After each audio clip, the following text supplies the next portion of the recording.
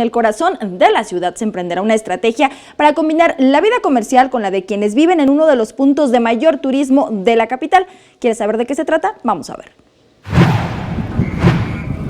El centro histórico de la Ciudad de México se unirá en un solo polígono, con el propósito de generar un esquema incluyente entre comerciantes, habitantes y la iniciativa privada. Esto terminará con la división que se tenía en polígono A y B. Así lo detalló la jefa de gobierno Claudia Sheinbaum al presentar el Plan Integral de Revitalización del Centro Histórico. No solamente en lo que históricamente ha sido el polígono A, que ha tenido mayor intervención, sino hoy queremos que ya no haya polígono A y polígono B, sino realmente que sea un solo polígono el Centro Histórico de la Ciudad de México para poder incorporar a todos los comerciantes y a todos aquellos que viven en este polígono tan importante.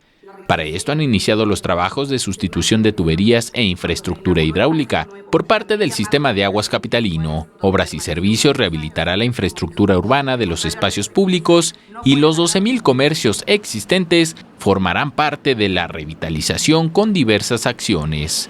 En materia cultural, el centro histórico se ha revitalizado con más de 600 actividades y una presencia de 250,000 personas en el Festival de la Noche de Primavera. Se han sumado nuestras intervenciones florales, que son la manera de rescatar en la memoria de las y los mexicanos que aquí florece la amistad. Por la UNAM se revivirá el barrio universitario con distintas actividades.